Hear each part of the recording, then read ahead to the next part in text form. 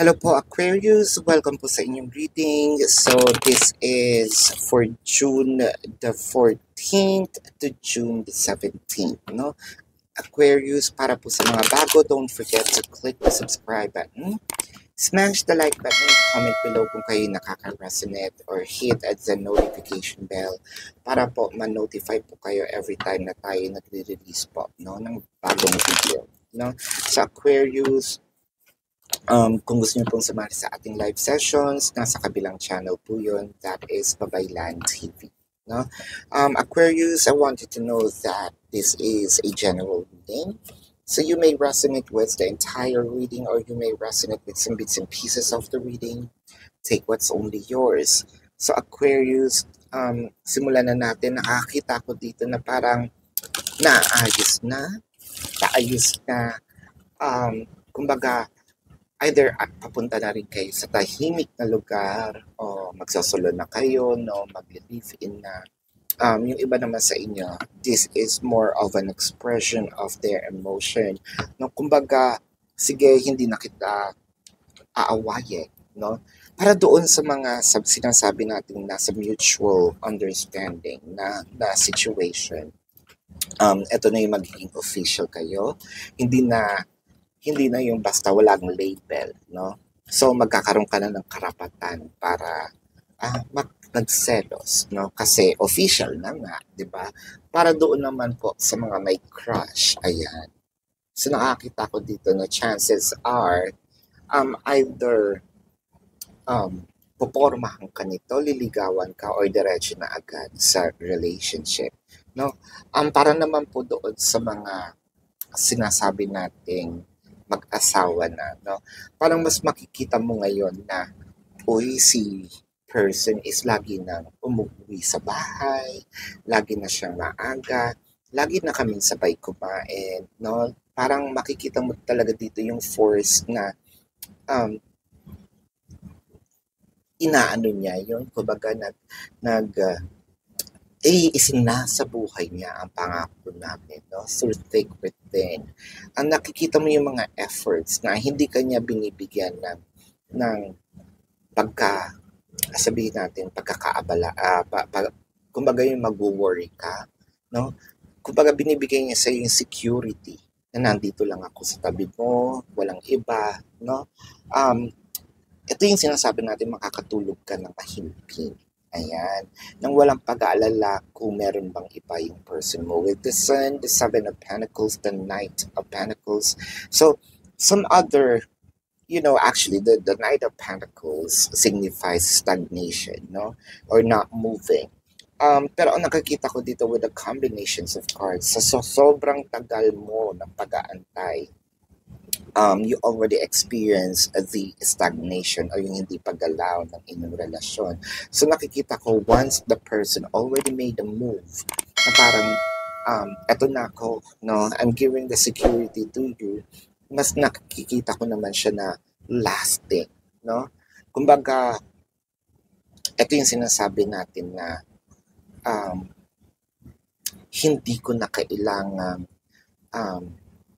akitin pa, no, si person dahil kampante ako na ako lang ang love ng person, no? With the Six of Pentacles and the Ace of Swords, I'm also seeing here na medyo magiging active ang ating sex life, no? Aquarius, especially doon sa mga mag-asawa. I feel like yung passion is magkakaroon ito ng reciprocation, no? So mga PDAs, nandiyan din, holding hands, kissing, no, in public, yan, mga PDAs. Dating also, no, parang ilalabas ka ni person. There's something in you na probably binago mo, that your person entices. It could be to a small gesture of nagpakulay ng buhok, nagpagupit ng buhok, no? Either nagpahaba ng kuko, nagpagupit ng kuko, it doesn't matter, nagpata, nagpaputi, no, it doesn't matter. To the extent of doing something under the knife or plastic surgery, again, we're not here to judge. Whatever you decide, it looks good on you. And I think that you're working on this for yourself, not to attract the person. It just so happened plus factor. Itong ginawa mo, either nagpapayat, nagpalagay, yung nag-gain ng weight, whatever it is, that you feel na pabagay sa inyo, it actually looks good on you. To a point even probably nagbago ng image ng pananamit, di ba? So, congratulations about that kasi naging plus factor na lang yung sabihin, uy, bagay sa kanya yung ganyan. I feel like there's parang gusto ko uling ligawan si person, no? Whereas the Six of Wands, the Knight of Swords, and the Death card. So yung mga lumalamlam itong relasyon, yung mga lumalamlam ang pag-ibig, mga lumalamlam ang sabihin natin init, passion, no? Ang nanang inyong relasyon. I feel like itong June, no, bago matapos ang June, or probably you're already experiencing this, na nakikita niyo na, uy, nag-e-effort si person. Uy, si person medyo nagiging focus sa akin, no? Kitang-kita ko ang mga ngiti, kitang-kita ko ang mga, kumbaga, ang kilig, no? Even I myself as a reader is kinikilig dahil, for a long time, your person had been so cold with you.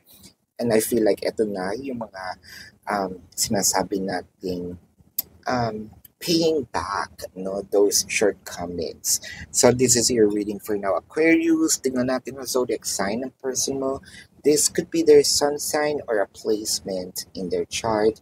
I'm seeing Scorpio, I'm seeing Taurus, Leo, no?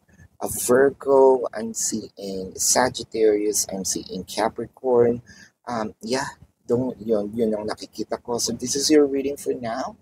Again, Aquarius, para po sa mga bago, don't forget to click the subscribe button, smash the like button, comment below kung kayo nakaka-resonate, and hit the notification bell kung gusto nyo pong sumali sa ating live session. Sa kabilang channel din po yun, Babaylan TV.